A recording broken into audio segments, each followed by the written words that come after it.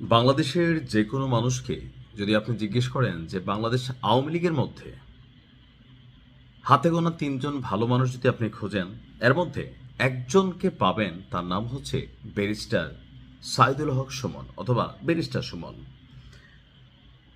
মানুষ মাত্রই ভুল আছে, মানুষ মাত্রই ত্রুটি আছে, আমরা কেউই ভুল ত্রুটির ঊর্ধ্বে না। কিন্তু যিনি বাংলাদেশের মানুষকে মানবতা ইস্যুতে বলেন, সামাজিক কর্মকাণ্ড বলেন, সকল দিক থেকে আওয়ামী লীগ এর পরিচয়টার বাহিরে গিয়ে আরও একটা এক্সট্রা পরিচয় তৈরি করেছিলেন, তিনি হচ্ছেন ব্যারিস্টার সুমন।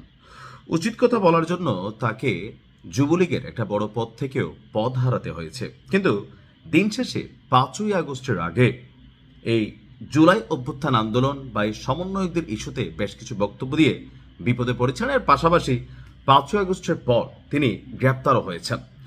তো দীর্ঘদিন যাবৎ ব্যারিস্টার সুমনকে নিয়ে তেমন কোনো নিউজ না থাকলেও আজকে চাঞ্চল্যকর এক নিউজ এসেছে।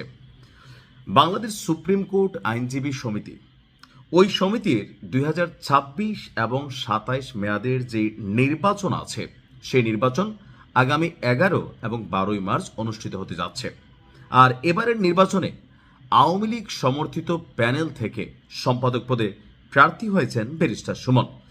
কারাগারে বন্দী থাকলেও তিনি আপনার এই নির্বাচনে অংশগ্রহণের ইচ্ছা প্রকাশ করেছেন। আর তার যারা সমর্থক আছেন তারা তার পক্ষে প্রচারণা আপনার এই মুহূর্তে চালিয়ে যাচ্ছেন। ব্যারিস্টার সুমনের নির্বাচনী প্রচারণায় তাকে অকুতোভয় জননেতা হিসাবে উল্লেখ করা হচ্ছে।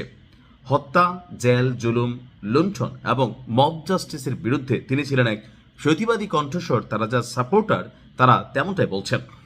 সমর্থকদের দাবি, সুশাসন প্রতিষ্ঠা এবং ন্যায় বিচার নিশ্চিতের লক্ষ্যে কারাগারের অন্ধকার প্রকোষ্ঠ থেকেই তিনি আইনি অঙ্গনের মর্যাদা রক্ষায় লড়াই চালিয়ে যাচ্ছেন।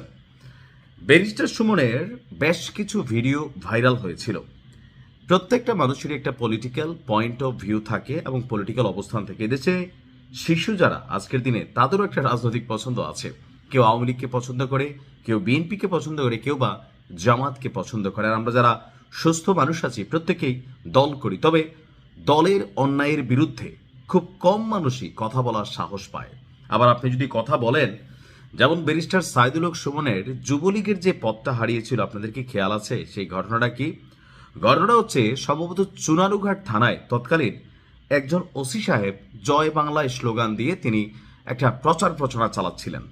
তো ব্যারিস্টার সুমন সেইটার প্রতিবাদ করেছিলেন। তিনি বলেছিলেন, আইনের মর্যাদায় যিনি থাকবেন, অর্থাৎ যিনি আইনের রক্ষক হবেন, তাকে দলমতের ঊর্ধ্বে থাকতে হবে। বাংলাদেশে কি জয় বাংলা বলা লোকের অভাব পড়েছে যে একজন থানার ওসি তিনি জয় বাংলা বলবেন?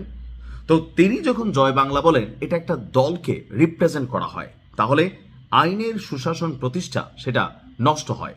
আর ব্যারিস্টার সুমন যখন এই বিষয়ে কথা বললেন, তখনই তাৎক্ষণিকভাবে আওয়ামী লীগ তাদের যে প্রতিহিংসা পরায়ণ চরিত্র, সেই চরিত্র থেকে ব্যারিস্টার সুমনকে যুবলীগের পদ থেকে অব্যাহতি দিয়ে দিল। তিনি সম্ভবত আইন বিষয়ক সম্পাদক অথবা ভালো কোনো একটা পদে ছিলেন। আর ব্যারিস্টার সুমন এই পদ থেকে সরার পরে তাকে বিভিন্ন পদ থেকে কিন্তু বহিষ্কার করা হয়েছে।